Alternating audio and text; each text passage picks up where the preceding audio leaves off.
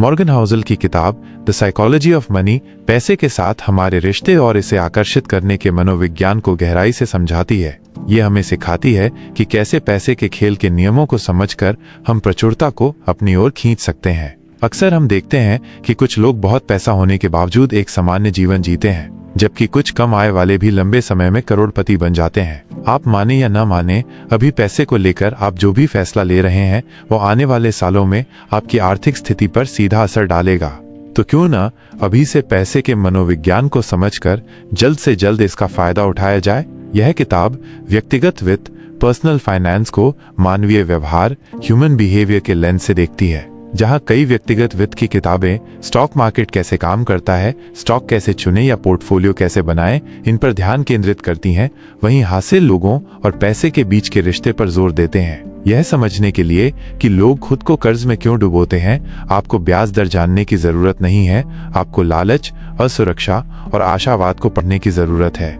अच्छा पैसा होना आपके स्मार्ट होने से बहुत कम, बल्कि आपके व्यवहार से ज्यादा जुड़ा है। सही चीजों में संलग्न हो और आपके सफल होने की संभावना बढ़ जाती है। इसी तरह चाहे आप में कितनी भी बुद्धिमत्ता, समझ या अंदरूनी खबर हो, ये आपको गलत व्यवहार से उत्पन्न परिणामों से नहीं बचा सकता।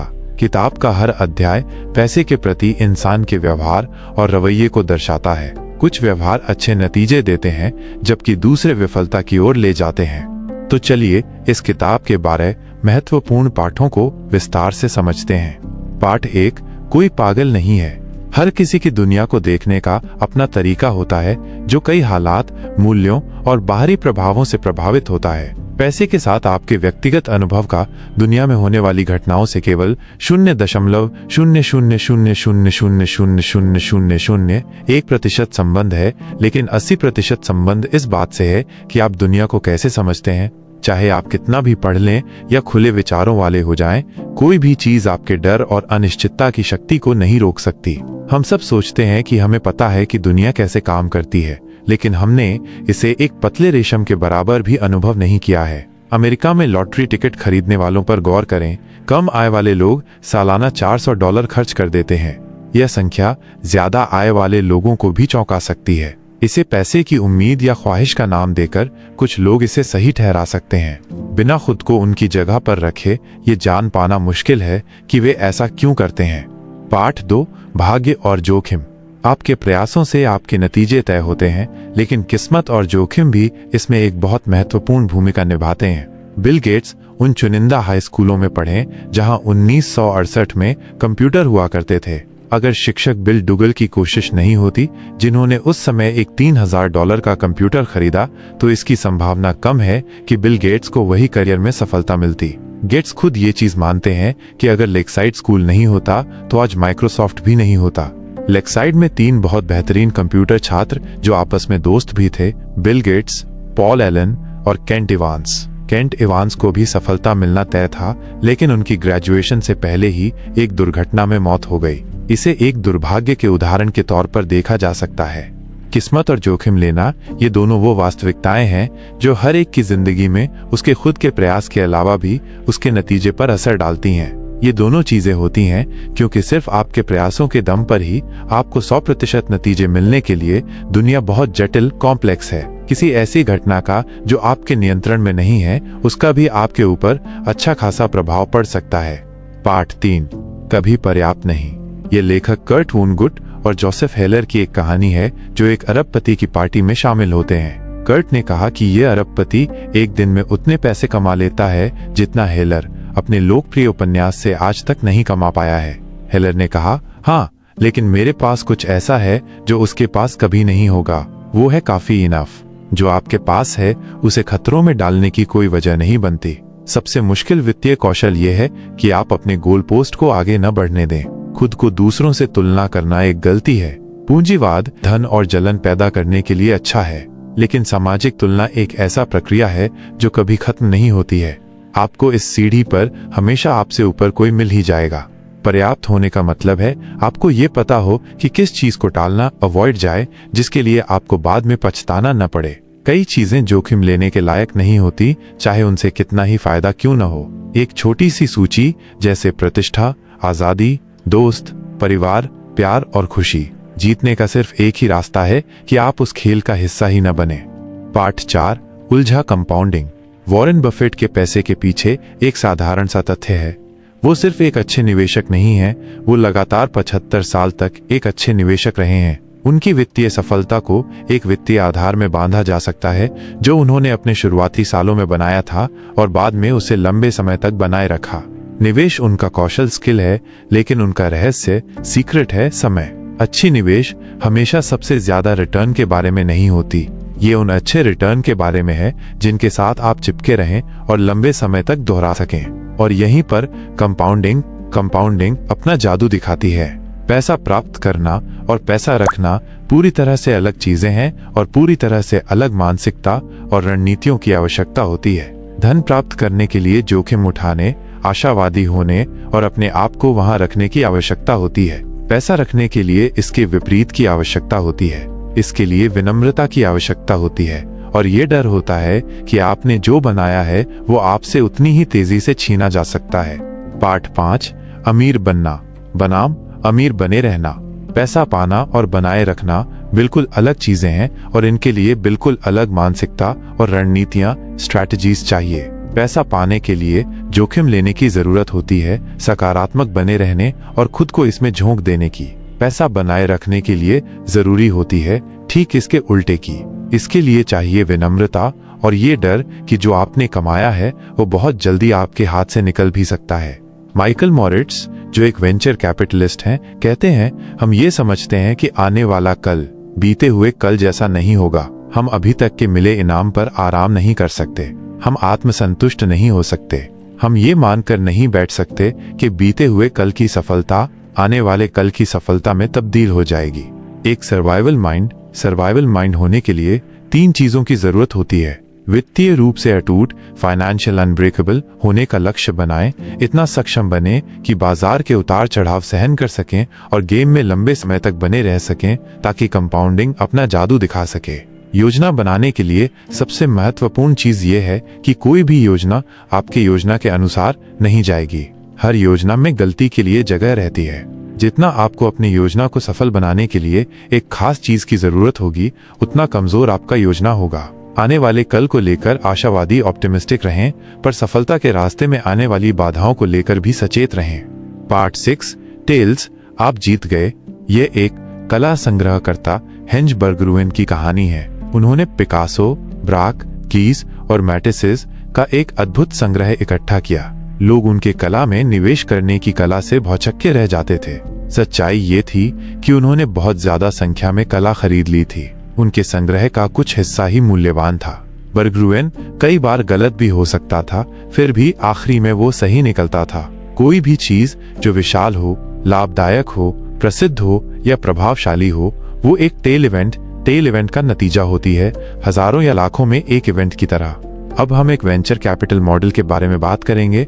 अगर एक फंड 100 निवेश करता है तो वो 80% विफलता का अंदाजा लगा रहे होते हैं, कुछ प्रतिशत अच्छा प्रदर्शन करने का और एक -2% अच्छे रिटर्न का। अगर स्टॉक मार्केट में विजेताओं और हारने वालों के वितरण पर विचार करें तो ज्यादातर सार्वजनिक कंपनियां फेल हो जाती हैं। कुछ ही ठीक ठाक कर पाती हैं और कुछ होती हैं जो बहुत अच्छे परिणाम दे जाती हैं। जब आप स्वीकार करते हैं कि टेल ही व्यापार, निवेश और वित्त में हर चीज को चलाती है, तो आप ये समझते हैं कि बहुत सारी चीजें गलत जाएंगी, टूटेंगी, फेल भी होंगी, लेकिन ये बिल्कुल सामान्य है। पार्ट 7, वेल्थ वह है जो आप नहीं देखते।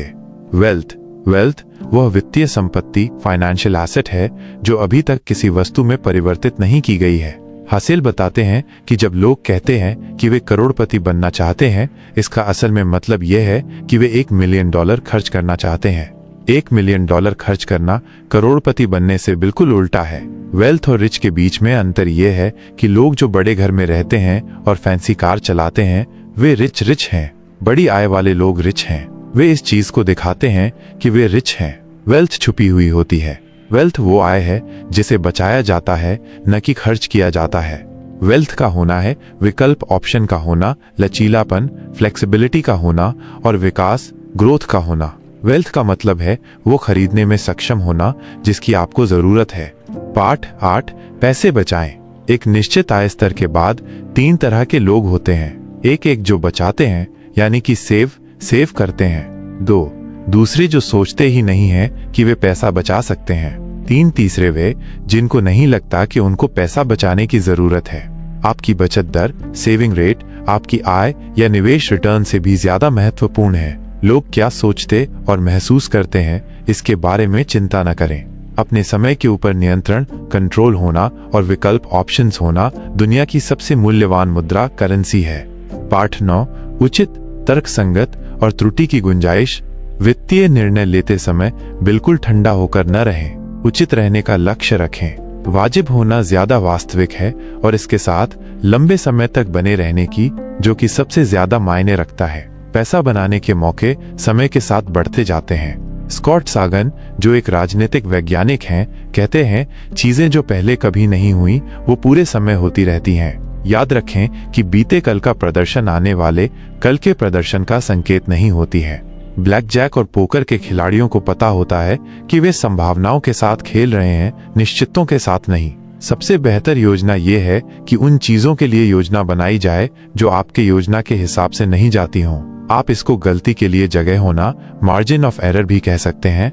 ये एकलौता तरीका है सुरक्षित रूप से ऐसी दुनिया को दिशा देने का जो कि अनिश्चितताओं से चलती है, न कि निश्चितताओं से। ऐसी चीज के लिए तैयार होना या उम्मीद करना बहुत मुश्किल है जिसे आप देख नहीं सकते। तो आप क्या कर सकते हैं? आप ये कर सकते हैं कि आप विफलता के सिंगल पॉइंट ऑफ फेलियर को टाल दें, विफलता के प्रभाव को कम कर सकते हैं। असफलता का सबसे बड़ा सिंगल पॉइंट ये होता है कि आप अपने खर्च और जरूरतों के लिए सिर्फ एक आय के स्रोत पर निर्भर रहते हैं, वो भी बिना किसी बचत के। बुरे दिनों का फंड एक अच्छा विचार है। उन चीजों के लिए पैसा बचाएं जिन्हें आप अनुमान या भविष्यवाणी नहीं कर सकते। पाठ 10, आप बदल जाएंगे। हम खुद के भविष्य के स्वरूप, फ्यूचर सेल्फ के एक बहुत बुरे भविष्यवक्ता होते हैं। हमारी अभी की जरूरतें चाहते वो नहीं होती हैं जो हमारे भविष्य के स्वरूप की जरूरतें और चाहते होंगी। लंबे समय के लिए सोच पाना और प्रभावी ढंग से निर्णय ले पाना बहुत मुश्किल होता है। क्या सच्चाई को स्वीकार करें कि एक इंसान बदलाव होने के लिए ही बना है। आज जो आपके लिए मायने रखता है, हो सकता है आने वाले 10 साल में उसका कोई मतलब ही नहीं रहे। डूबा हुआ लागत, संक कॉस्ट, बीते हुए कल के बुरे फैसले को आगे बढ़ाते जाना जिसकी भरपाई होना अब संभव नहीं है। ऐसी दुनिया में जो लगातार बदल रही है, ये एक शैतान का काम करता है। ये हमारे भविष्य को हमारे अतीत का गुलाम बना देता है। ये उस अजनबी की तरह है जो आपकी जिंदगी के बड़े फैसले लेता है। जैसे कि आपने एक व्यापार में निवेश किया और बुरी तरह फेल हो गए। अब आप इसे जारी रखने का सोचते हैं क्योंकि आप बहुत पैसा लगा चुके हो, बिना ये सोचे कि आगे भी चलकर ये जरूरी नहीं है कि आप पैसा बना लेंगे। जो चला गया वो डूबा हुआ लागत है। जरूरी है कि हम होने वाले नुकसान से खुद को बचाएं। पैसे से जुड़ी कई चीजों के लिए ये जानना है कि उसकी कीमत क्या है और उसे चुकाने के लिए तैयार रहना। सफल निवेश एक कीमत मांगती है, लेकिन इसकी मुद्रा डॉलर या सेंट नहीं होती। ये होती है अस्थिरता, वॉलेटिलिटी, डर, शंका, अनिश्चितता और पछतावा। ये सारी चीजें अनदेखा करना आसान है जब तक कि हम असली में इन्हें सामना नहीं कर लेते। बहुत कम लोगों में ये कहने का स्वभाव होता है कि ठीक है, अगर मैं अपना 20% पैसा गंवा देता भी हूँ तब भी मैं ठीक हूँ। लेकिन अगर आप अस्थिरता को एक फीस की तरह देखने लगते हैं तो चीजें अलग दिखती हैं। जब आप लंबे समय में निवेश करते हैं तो आपको कम समय में बाजार के उतार चढ़ाव को स्वीकार करने के लिए भी तैयार रहना पड़ता है। पाठ 11, निराशावाद का प्रलोभन। नकारात्मक सोच सिर्फ सकारात्मक सोच से ज्यादा आम नहीं है, ये उससे ज्यादा स्मार्ट भी लगती है। यह आपको बुद्धिमत्ता के तौर पर बंदी बना लेती है और हम इस पर सकारात्मकता से ज्यादा ध्यान देते हैं। अगर आप किसी को ये बताएंगे कि सब कुछ ठीक हो जाएगा तो या तो आपसे वो दूर निकल लेंगे या आपको उलझन भरी निगाहों से देखेंगे। किसी को ये बताएं कि उन पर खतरा है और आपको उनकी पूरी अटेंशन मिलेगी। डेनियल कानहेमन कहते हैं, यह सकारात्मक और नकारात्मक अपेक्षाओं और अनुभव के शक्ति के बीच की असमानता का एक विकासवादी इतिहास है। जीव खतरों को अवसरों से ज्यादा जरूरी मानकर काम करते हैं। उनके जीवित रहने और पुनरुत्पादन करने के मौके ज्यादा बनते हैं। 2000 में जब तेल के मूल्य बढ़े, कुछ खास तरह से तेल निकालना आर्थिक रूप से संभव हो सका। आवश्यकता आविष्कार की जननी है और मानवता अनंत रूप से अभिनव, इनोवेटिव है। लोग बाधाओं और समस्याओं को नए समाधान के साथ जवाब देते हैं। खतरों के साथ समान परिमाण के समाधान भी आते हैं। आर्थिक इतिहास का यह एक सामान्य प्लॉट है जिसे अक्सर नकारात्मक विचारक द्वारा भुला दिया जाता है। प्रगति धीमी होती है, लेकिन झटके और आपदा जल्दी और ज्यादा प्रभावशाली होते हैं। रातों रात बहुत सारी संधियां ट्रीटीज होती हैं, लेकिन शायद ही कभी रातों रात चमत्कार होता है। विकास बनता है कंपाउंडिंग से, जो कि हमेशा समय लेती है। विनाश होते हैं विफलता के सिंगल पॉइंट से, जो कि कुछ सेकंड में हो जाते हैं। और आत्मविश्वास ढीला होना, वो भी एक झटके में हो जाता है। पाठ 12, कबूलनामा, कन्फेशन।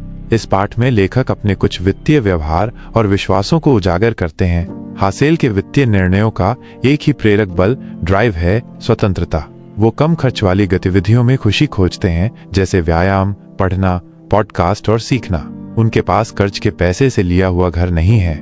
वो ये मानते हैं कि हो सकता है कि ये एक बुरा वित्तीय निर्णय हो, पर एक अच्छा पैसे का निर्णय है, क्योंकि इसमें कम से कम मन की शांति तो है। वो अपने 20% एसेट कैश में रखते हैं, जिसमें उनके घर की कीमत शामिल नहीं है। वो एक सेफ्टी नेट बनाने के लिए और इमरजेंसी में अपने स्टॉक बेचने से बचने के लिए ऐसा करते हैं। चार्ली मुंगेर कहते हैं, माइनस कंपाउंडिंग का पहला नियम ये कहता है कि इसमें बिना वजह के रोक टोक न किया जाए। हासेल अब किसी व्यक्तिगत स्टॉक में निवेश नहीं करते। हासेल ने सभी स्टॉक मार्केट निवेश कम लागत वाले index fund, low cost index funds में कर रखे हैं। कुछ लोग औसत बाजार को बेहतर प्रदर्शन कर देते हैं। ये बहुत मुश्किल है, और जो ज्यादातर लोग सोचते हैं उससे कहीं ज्यादा मुश्किल। हर निवेशक को वो रणनीति चुननी चाहिए जिसके लक्ष्य पाने के सबसे ज्यादा मौके हों। ज्यादातर निवेशकों के लिए लंबे समय में कम लागत वाले इंडेक्स फंड सबसे ज्यादा रिटर्न देकर जाएंगे। द साइकोलॉजी ऑफ मनी किताब की समीक्षा। द साइकोलॉजी ऑफ मनी में मॉर्गन हासेल इस बात पर अंतर्दृष्टि इंसाइट्स प्रदान करते हैं कि लोग पैसे और मनोवैज्ञानिक पूर्वाग्रहों, साइकोलॉजिकल बायसेस के बारे में कैसे सोचते हैं, जो हमारे वित्तीय निर्णयों को प्रभावित करते हैं। उनका तर्क है कि सफल निवेश केवल वित्तीय अवधारणाओं को समझने या सही उपकरणों तक पहुंच के बारे में नहीं है, बल्कि हमारी भावनाओं और मनोवैज्ञानिक प्रवृत्तियों को महारत हासिल करने के बारे में भी है। हासेल की लेखन शैली आकर्षक है, और वो अपनी बातों को स्पष्ट करने के लिए किस्सों, एनेक्डोट्स और वास्तविक जीवन के उदाहरणों, रियल लाइफ एग्जाम्पल्स का उपयोग करते हैं। वो आवेगपूर्ण निर्णयों से बचने, दीर्घकालिक परिप्रेक्ष्य विकसित करने और वित्तीय सफलता में भाग्य की भूमिका को समझने के महत्व पर चर्चा करते हैं। किताब की एक ताकत ये है कि ये अच्छी आदतें विकसित करने के महत्व और निवेश के लिए एक सुसंगत दृष्टिकोण, कंसिस्टेंट अप्रोच पर जोर देती है। हासेल का तर्क है कि जो लोग अपने पैसे का प्रबंधन करने में सफल होते हैं, जरूरी नहीं कि उनके पास उच्च IQ या अंदरूनी जानकारी तक पहुंच हो। इसके बजाय वे ठोस सिद्धांतों, साउंड प्रिंसिपल्स और अपने लक्ष्यों की स्पष्ट समझ के आधार पर निवेश करने के लिए एक अनुशासित और धैर्यवान दृष्टिकोण रखते हैं। मुझे उम्मीद है कि ये सारांश आपको पसंद आया होगा, और आप इस किताब के सभी पाठों को अपनी जिंदगी में अपनाकर अपनी लाइफ को और भी बेहतर बना पाएंगे। आपको यह वीडियो कैसा लगा, कृपया टिप्पणी करके बताएं, और आपको अगला वीडियो किस विषय पर चाहिए। अगर आपको वीडियो पसंद आया हो और उचित जानकारी मिल पाई हो, तो आपसे मेरा अनुरोध है कि हमारे चैनल को सब्सक्राइब कर लें और आने वाले वीडियो का नोटिफिकेशन पाने के लिए बेल आइकन जरूर दबा दें। साथ ही वीडियो को लाइक करके अपने दोस्तों तक इसे शेयर करें।